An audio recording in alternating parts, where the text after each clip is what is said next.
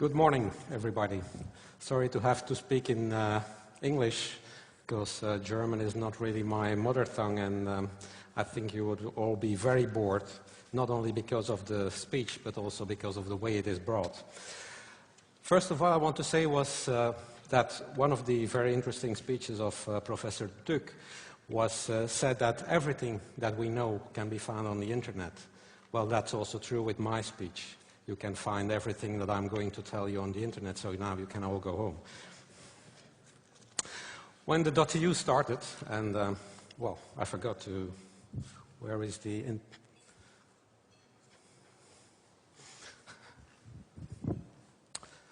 thank you. So when the .eu started, late 2005, early 2006, you may remember that we registered more than 1 million domain names on the first day.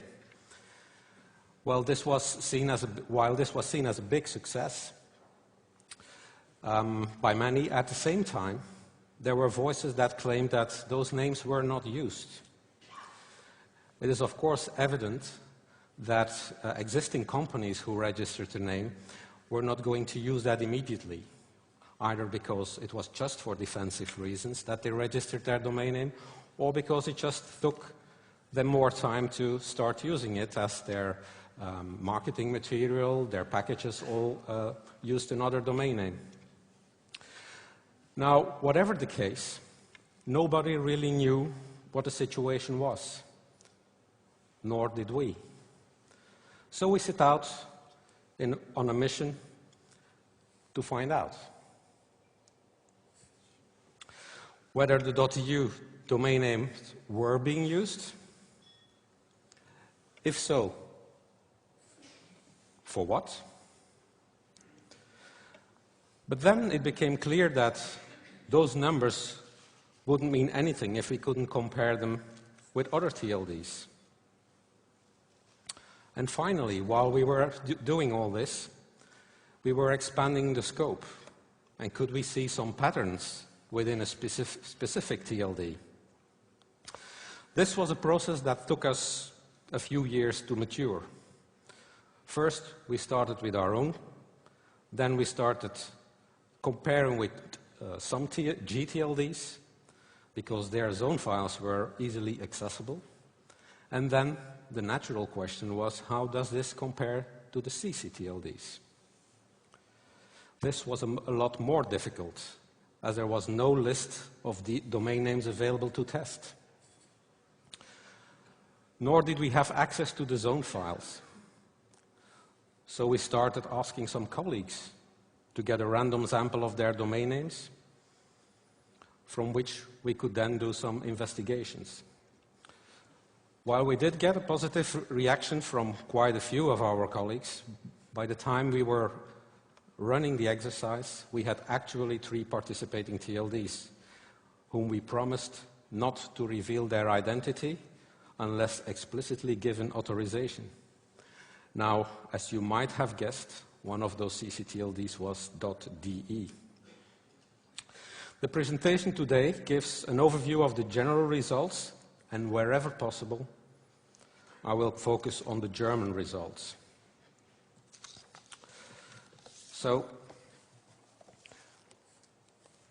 the choice of the categories is one of the most important things that we needed to decide on. It should not be too large, but it should also be distinctive enough so that it could bring us some interesting information. So we started with blogs. We want to know how many blogs there are, how many specific usage of businesses, but in the end, it was very difficult to pinpoint all those differences. And we settled down on 8 categories. The businesses, which is clearly a site that is used by a company for business, for doing business. This can be a one-pager where the company presents itself, saying what they are doing, where you can contact them and what you can do. Second category was a community being mostly non-profit organization, but it could be the sports club. And the ultimate community is the personal website, the one-person community. That's all for the communities. Holding pages is clear. It's a page that says under construction, or could be something that is set up by the registry. When you register your domain name, as a standard, you get the registry website. That's also a holding page. However, if the holding page is a pay-per-click, then we considered it a pay-per-click, which is the fourth category. The next ones will have shown to be smaller categories, are institutional. Institutional is typically a government using a website. Password protected. Obviously, we couldn't categorize those because the first thing that was asked to enter the website was a password, and we didn't have one. Then there are errors. Errors come in different categories. It could be because the website wasn't answering at that time, because it took too long, or there was a temporary misconfiguration or whatever, but that is categorized as an error. It can also be that there is no website listening. And it could be that the domain name is only used for email, for instance. So these are possible error categories. And last, because everybody told us, well, the internet is all about pornography. So we wanted to know whether that was true. In fact, we knew it wasn't true, but we wanted to prove it. That's why there is this very specific category.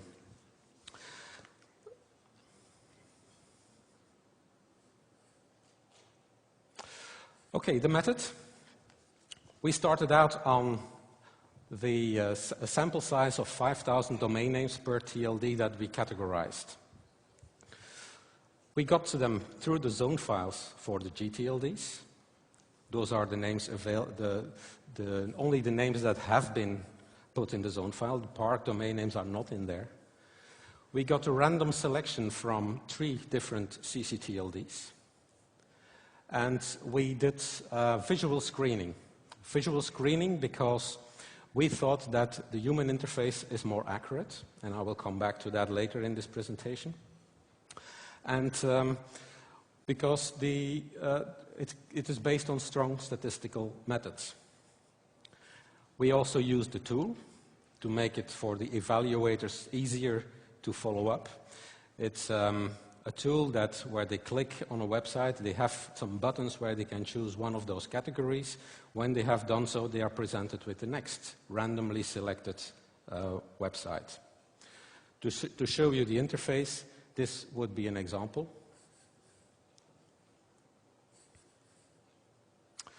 Clearly, you probably recognize this kind of websites. It's a pay-per-click. This one, it's probably not readable, but it says under construction. Clearly a holding page. And then this is a kind of website that typically it's even an online shop where you can buy sports articles. So this is clearly a business website, just to give you a small introduction in what these people had to do. Now the results, which we call the secret code of the internet, is here. 26.5% of the websites all over across TLDs are business websites. 23.5% were errors. Again, errors could be because the name was not configured correctly, or because it's only an email that is what it's used for. Or for the moment, at that moment, it was answering slowly, could also be. 17.3% are pay-per-clicks.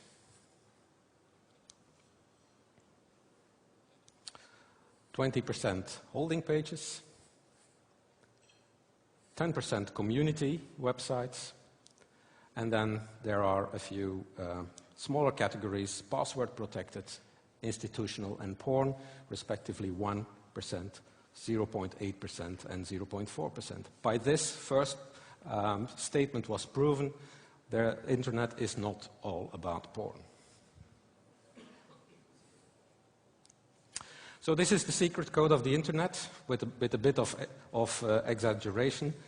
30, 20, 20, 20, 10. 30 business, 20 errors, pay-per-clicks and holding pages, and 10% community.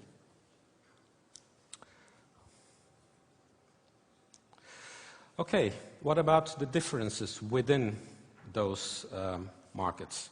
We have GTLDs, CCTLDs. Is there a difference? Well, definitely. There is a difference between GTLDs and CCTLDs, and you can see it with on the yellowish part. That's the business part, about 20% in GTLDs, and more than 30%, close to 40% even, is for the CCTLDs. The error sites, or the error that we got, was 27%, almost 28% for the GTLDs, and only 14% for the CCTLDs. Holding pages are more or less similar, but the CCTLDs have more community websites, which is probably evident. Local TLDs are more catering for the local communities. So that's reasonable that we find more community websites in the local TLDs. Of course, the whole exercise started for the .eu, so we do have some comparisons with .eu. And we are, well, a bit in the middle. You see that from GTLDs over .eu to CCTLDs, the number of business websites is growing. The same is, well, the opposite is true for the errors. More errors in the GTLDs, less in .eu, and less in the CCTLDs. Same is also true for the pay-per-clicks. Most in the GTLDs, less in the .eu, and then even less in the CCTLDs. So .eu had a fairly good business profile, still a high number of holding pages, but also that is quite normal for new TLDs, as we shall see with others. And, well, pretty low number of community websites, again, because .eu is more generic, is more for a broader geography, and while, again, as I said, the CCTLDs cater more for the local communities. What about Germany? What about .de? Well, .de very much looks like a CCTLD. Wow. Especially if you only have 3 examples to categorize. So this is a bit of a self-fulfilling prophecy, of course. But nevertheless, we can compare to 2 others. And in that respect, yes, we do find a bit more communities and a lot more business than the GTLDs and .eu. Okay, next one. Okay, it's refusing. Okay, let's go a bit deeper in the GTLDs. We all know .com, .net, .org. Well, .com and .org and .net are pretty similar. That's not a surprise either. But .org still has its original profile a bit. It still has much more community TLDs, or community websites than the other TLDs. And it has significantly less holding pages. And significantly less business websites. So .org is still faithful to its origins. The question is, how will this change over time as the boundaries are becoming vaguer and vaguer between the TLDs? But this is what it still is today.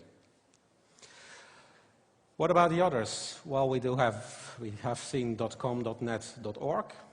There is BizInfo, Mobi, and Pro that we also categorized, where we see that Biz is quite more or less similar to com, net, well, less org, as we have seen.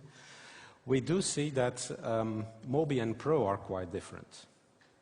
Being new TLDs, they have more holding pages like .eu also have. They are newer, they are still in the process of being activated, and that's why you see this kind of differences. Less business websites, also it takes time. A business normally has already chosen which TLD they are working with, and it takes time to change that if they want to change at all. So, again, percentage of pornography, even in all the new ones, is very, very small.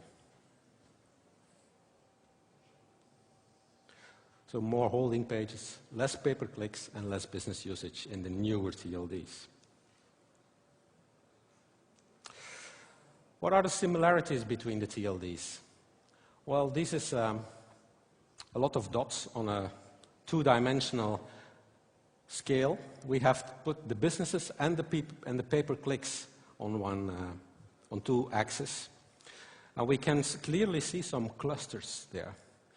We can see the CCTLDs clustering together as similar amount of business websites and similar amount of pay-per-clicks, as are the older TLDs, GTLDs, while .mobi and .pro are a cluster in their own right, as newer TLDs. .eu is a bit in the middle, but we could also have said, well, it's close to the CCTLDs and could have been seen like a CCTLD, what it in fact officially is. But this is 2 dimensions only. What about all the other categories? We had 8. So this is a bit of a difficult exercise. You have 2 points that, when projected on the planes with 2 categories, you can find, like here, that 2 points are very close to each other, while in fact in space they are quite distant from each other. So we looked at other ways of similarities between TLDs, and that's why this kind of 2-dimensional representation isn't always a good way. So we looked at correlations. In the correlations, you can clearly see that .eu correlates fine with the other TLDs, as we have seen on the 2-dimensional scale, but also quite neatly with the .net. The .com correlates fine with .net, .biz, and, well, a bit with .eu and .de. .de correlates fine with the CCTLDs, .eu, and a bit with .net as well. Okay. .org, well, doesn't really correlate to any of those, which was already something we had found in other representations. .info, well, with .net and .biz, and a bit with .com and .org. .net correlates fine with info, with info and biz, and with the .eu, com, and de. .net seems to be something as an average of the rest. .biz also correlates quite well with .net, and finally the .mobi and .pro are not so correlating well with the rest, as, again, new TLDs being a bit special. Another way of representing the similarities is quite relatively new statistical method, which is called correspondence analysis, which put 2 different types of data on the same graph by using statistical methods and creating 2 virtual dimensions that in which way they can represent the same different things on the same graph. Here, these dimensions represent the closer points are next to each other, the more they are related to each other. And this tries to get everything on one picture, what with 2 dimensions we couldn't do because we lost some information. Here, the information is preserved in the total result. This correspondence analysis explains 75% of the differences, which apparently, according to statisticians, is quite good. And again, we see the same clusters, the old TLDs, the new TLDs, the CCTLDs, and .eu in the middle, but closer to the CCTLDs. So we are constantly reconfirming the same message, so it must be true.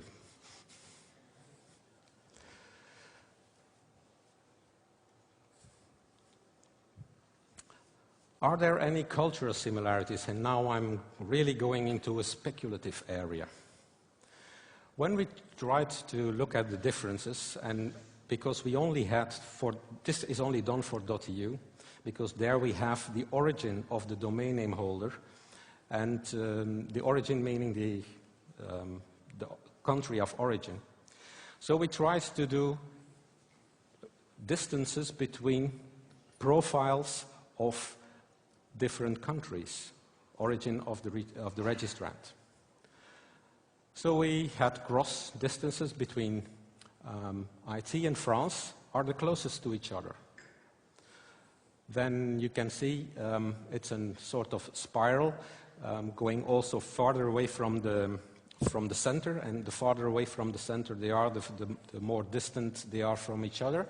So .nl and .france is second closest to each other, .nl, .it, and so on. But what you start seeing is some kind of, well, neighbors are close to each other. Sweden and Denmark, Slovakia, Czech Republic, DE and Austria, and Sweden and Estonia. We can see some cultural similarities here, but is this true? Well, as I said, it's quite speculative. We also see, on the other hand, Holland and Italy close to each other. Maybe it's because the Dutch people like to go on holiday on Italy, I don't know. But this is, again, nice to look at. We tried the same thing with the distances from .de. There we find that what is .de, no, not .de, where are the German .eu users closest to in profile? Well, we find AT, Austria, Slovakia. We found Italy in the first circle. Second circle, Holland, France, Hungary, Czech Republic, Poland, Finland. You see, it's almost a map of Europe, with Germany as a center. So there must be something, definitely something for philosophers to look into.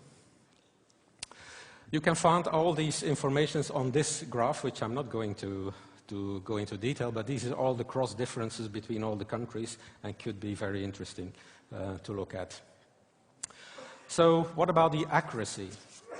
The sample size was chosen based on known characteristics of the different TLDs.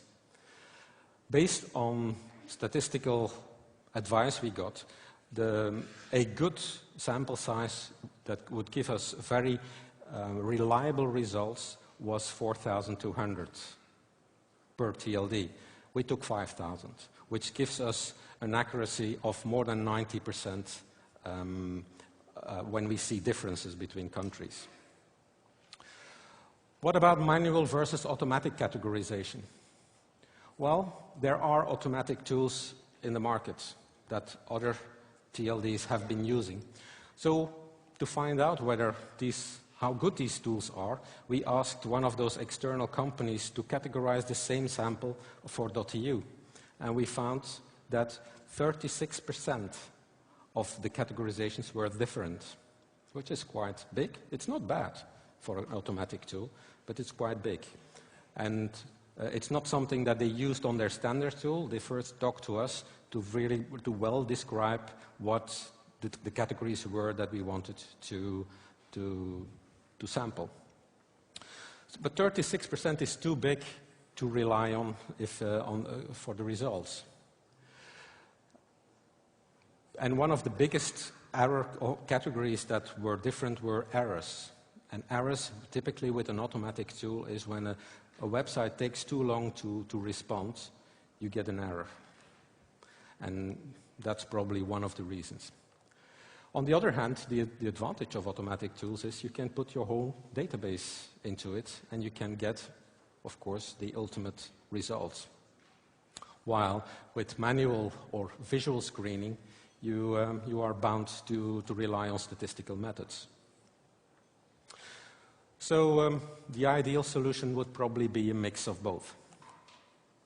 The advantage was, or what we also did, was evaluate the evaluators. Are there people that did the categorizations visually that had a much different profile than the others? If so, we removed the results of those people. And then finally, this was done, the interpretation of the results was done by the statistical department of the University of Leuven. So I guess they have quite the credentials for the results. So, some summary. Domain names are mainly used for business websites. GTLDs and CCTLDs have significantly different profiles. There is surely a geographical element in that.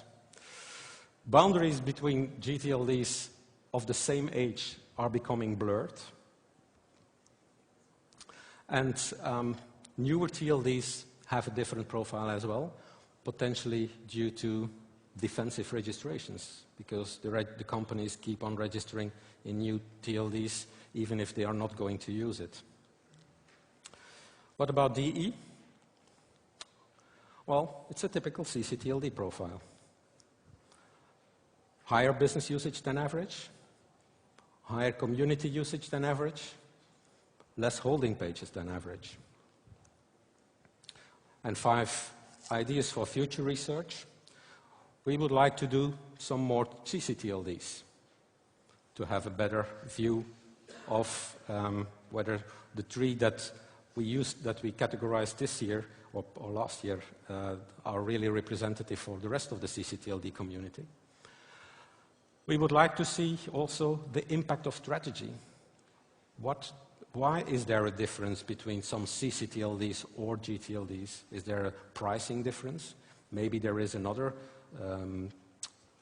difference between the rules they are using. Maybe you can only register a name if you're from a specific country. What is the impact of all those rules? We would, of course, like to include new GTLDs and see whether that will have an impact. And maybe it can help also understand the strategies of these new GTLDs. And I wonder what .xxx would have as profile. What is the evolution over time? Is there still a distinct profile for those who are still different? Or are we all converging to the same profile over time? And last, what's something that also is nice, is there a difference for the registrars? So some registrars would cater for specific categories, while others are more for only business, only community, or only the domainers, which have definitely a distinct profile. So these are things that we could still look into, and that's probably something for our future research. So, thank you.